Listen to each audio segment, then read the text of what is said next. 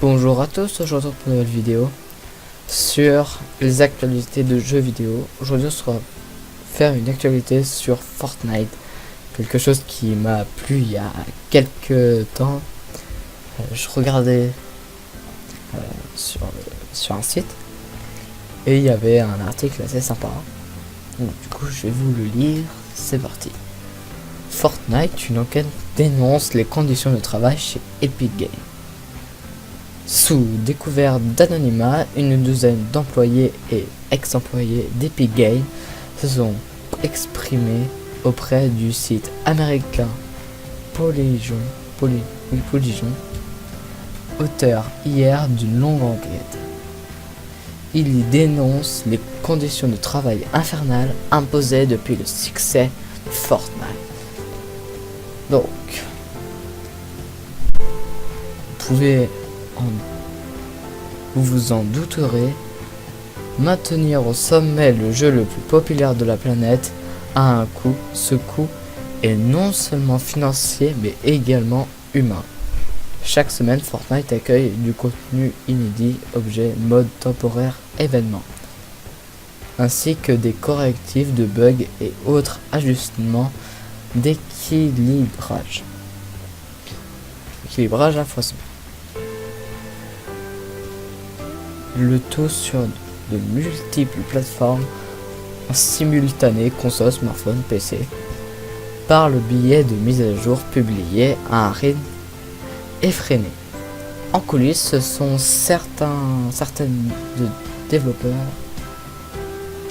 contraints de travailler 70 heures par semaine, parfois 100, pour suivre ce rythme. Donc je vais vous lire un témoignage, d'une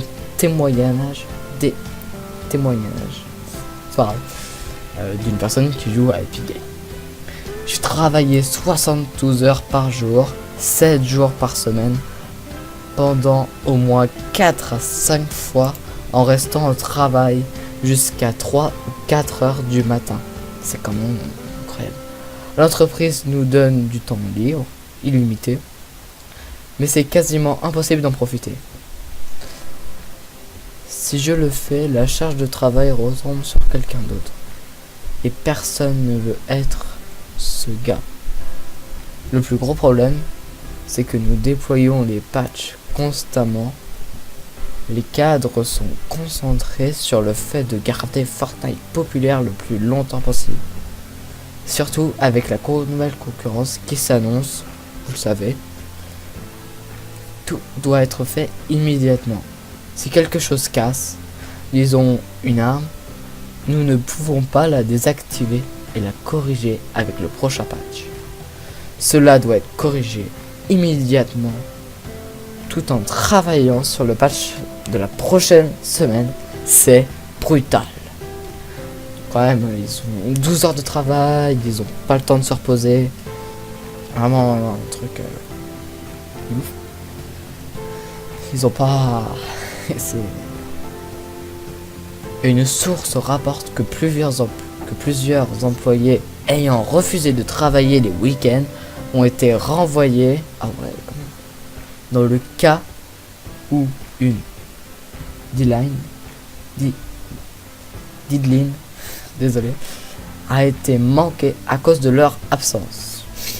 Quant aux contractuels, les personnes généralement engagées pour 6 à 12 mois, on leur fait rapidement comprendre de refuser de suivre ce rythme de travail, a pour conséquence que leur contrat soit renouvelé.